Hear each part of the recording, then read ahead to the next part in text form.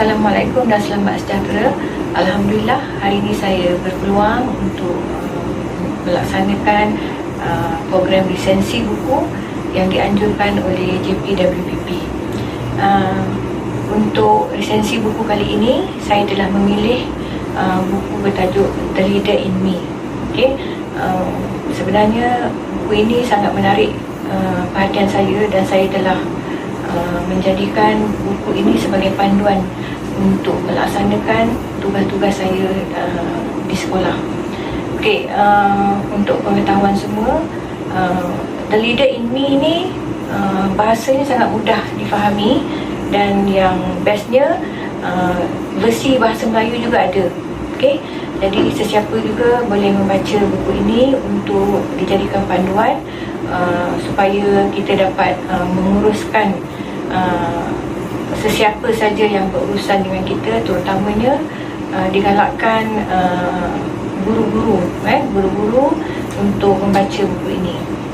Sebelum saya menerangkan mengenai buku ini, saya ingin memberitahu sikit mengenai penulisnya, iaitu Stephen R. Covey, di mana beliau merupakan seorang tokoh kepimpinan, pakar perunding kekeluargaan, guru dan juga perunding yang dihormati di seluruh dunia. Beliau dah banyak menulis buku dan di antara buku yang paling mendapat sambutan ialah buku ini, The Leader in Me. Untuk buku ini, sejak saya menjadi seorang guru dan seterusnya apabila saya yang dilantik menjadi seorang pentadbir, saya telah banyak menggunakan panduan yang diberi dalam buku ini, di mana ianya ada memberi banyak kesan kepada kerja buat saya. Buku ini dia banyak menerangkan tentang kehebatan semua orang. Kehebatan semua orang bermula dari murid-murid sehinggalah kepada guru-guru dan pentadbir yang kita kenali di kawasan sekolah kita. Buku ini menerangkan bagaimana kita harus melihat setiap orang itu mempunyai bakat untuk memimpin. Bakat untuk memimpin maksudnya bukan saja dia memimpin ini bukan saja perlu menjadi seorang ketua, tapi memimpin datang dari diri dia sendiri untuk memimpin diri mereka menjadi insan yang hebat. Sebab seperti yang kita harus terima hakikat, setiap manusia itu mempunyai sudut kelemahan dan kekuatan, kehebatan mereka, dan di dalam kawasan sekolah sepatutnya kita sentiasa mencari kebaikan ataupun kehebatan anak murid kita dan guru-guru kita. Dan di dalam buku ini beliau telah memperkenalkan The 7 Habits of Highly Effective People. Maksudnya 7 tabiat orang yang amat berkesan. 7 tabiat ini telah dijadikan panduan banyak sekolah, college, universiti di seluruh dunia. Tabiat yang pertama ialah be proaktif. Maksudnya jadi proaktif. Bila kita sebut proaktif ni, maksudnya kita perlu menjadi seorang yang bertanggungjawab dan sentiasa mengambil inisiatif untuk ataupun sebelum melakukan sesuatu perkara. Dan di sini kita perlulah melaksanakan tindakan yang sehabis baik, yang bermula dari diri kita dan tidak menyalahkan orang lain jika tindakan kita itu tidak berkesan. Itu maksudnya jadi proaktif. Dan yang keduanya ialah begin with the end in the mind. Maksudnya mula dengan matlamat di minda. Biasalah kita apa-apa saja tindakan ataupun apa-apa yang kita nak buat, kita memerlukan tanam dalam minda kita mengenai apa yang nak kita capai. Jika daripada awal sebelum kita melaksanakan sesuatu perkara itu, kita dah tanamkan apa visi dan misi kita, insya-Allah kita akan dapat mencari jalan supaya menjadi ahli masyarakat yang baik. Okey.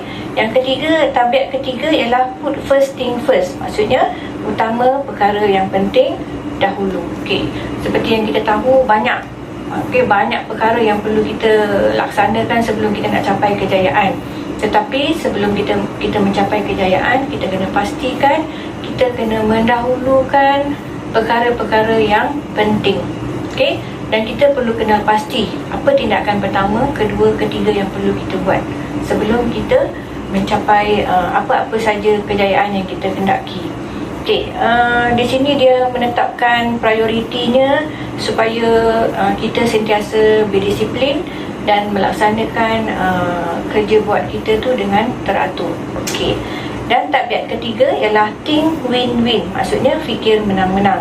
Okey. Di sini maksud fikir menang-menang ni ialah kita kena sentiasa menjaga, selain daripada menjaga emosi kita, kita perlu juga menjaga emosi orang di sekeliling kita, sama ada murid-murid, guru-guru ataupun rakan sekerja kita. Sebab emosi ini sesuatu yang tidak kelihatan. Okey.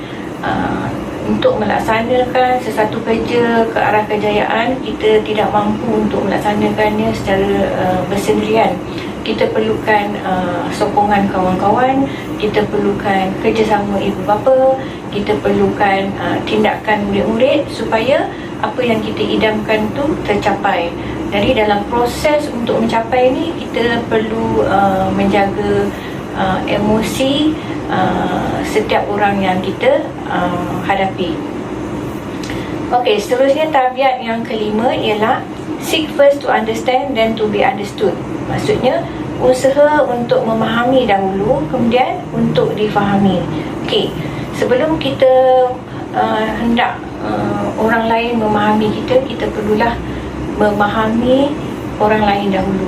Okey, dalam masa yang sama kita tidak perlu untuk menetapkan kehendak kita tanpa menerima pendapat orang lain, walaupun pendapat itu merupakan pendapat dari murid-murid, guru-guru maupun ibu bapa.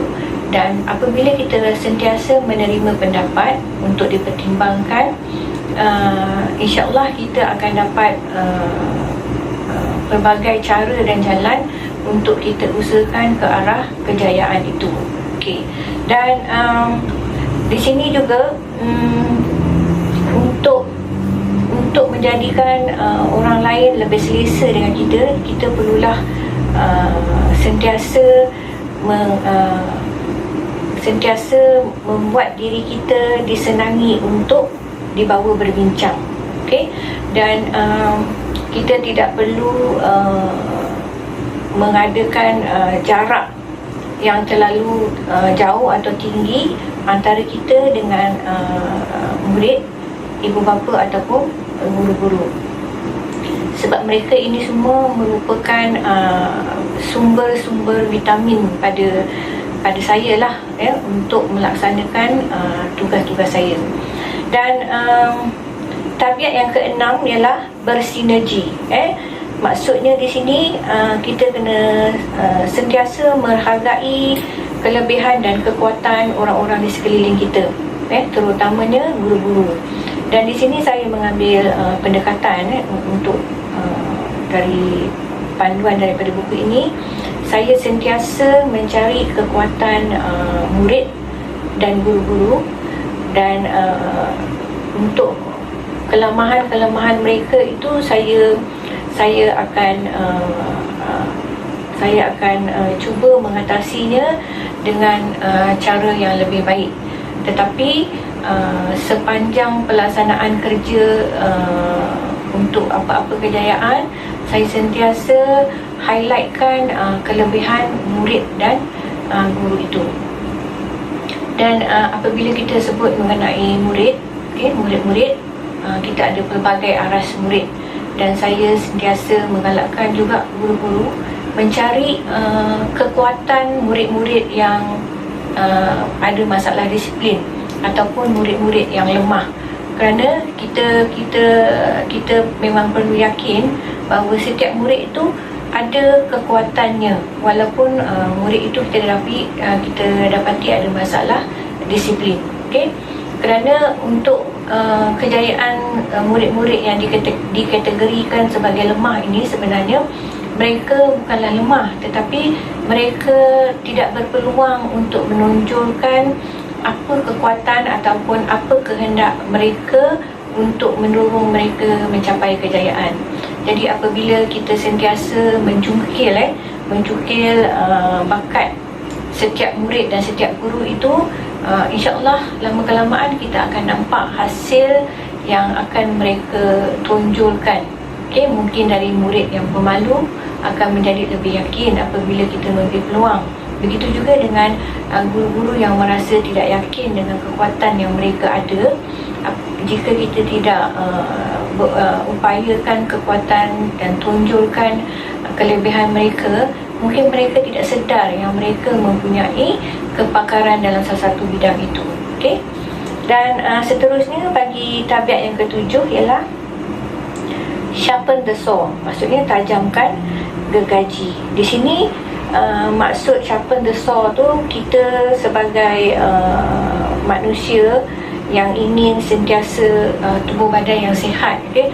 Yang ingin sentiasa bahagia dan ingin sentiasa mencapai kejayaan, kita perlulah sentiasa menyediakan diri kita bukan saja dari segi fizikal, begitu juga mental dan emosi, sebab semuanya mendorong ke arah kejayaan. Okay, dalam masa yang sama, kita juga perlu menggalakkan bukan saja diri kita, tetapi murid-murid dan guru untuk sentiasa sharpen bukan setakat IQ tetapi juga EQ mereka. Okay? Dan dalam masa yang sama juga, saya berpendapat saya perlu sentiasa bersedia untuk memberi bantuan walau di mana ataupun apa saja situasi yang saya hadapi. Okay? Dan dalam masa yang sama juga, bukan setakat saya memberi bantuan, saya juga memerlukan bantuan daripada orang sekeliling saya. Okay, jadi itu adalah antara tujuh tabiat yang dihuraikan dalam buku ini, di mana jika tuan-puan membaca sehingga habis buku ini, tuan-puan akan dapat gambaran yang lebih baik dan akan rasa lebih berkobar-kobar untuk melaksanakan tugas dengan berpandukan 7 habits yang diperkenalkan oleh Stephen R. Covey ni. Okey, di sini dalam buku ini juga saya suka sebab ada dikepilkan juga student voice, parents voice, teachers voice, di mana apabila 7 habits ni dilaksanakan di sekolah-sekolah seluruh negara, ibu bapa, murid-murid, guru telah memberi pandangan mereka tentang perubahan-perubahan positif yang berlaku dari awal hingga mereka, setiap sekolah itu ataupun setiap murid itu atau setiap guru itu mencapai kejayaan yang mereka idamkan. Okey, dan semua suara-suara ibu bapa, murid dan guru-guru yang dipaparkan dalam buku ini menunjukkan bahawa konten pengisian The Leader in Me ini sangat berkesan dilaksanakan, di mana secara tidak langsung apabila kita praktikkan, kita akan nampak kesan-kesan positifnya, walaupun tidak banyak, tetapi sedikit-sedikit akan dapat kita lihat pada murid-murid kita, ibu bapa dan guru-guru yang bersama dengan kita. Okey, dan saya harap tuan-puan dapat meluangkan masa untuk mencari buku ini, sama ada dalam versi bahasa Inggeris atau bahasa Melayu, dan cuba hayati dan cuba juga praktikkan dalam setiap hari waktu yang kita lalui dalam kehidupan kita. Dan mudah-mudahan buku ini dapat membantu kita untuk menjadi insan hebat, berbakat dan cemerlang di masa akan datang, insya-Allah. Sekian, terima kasih.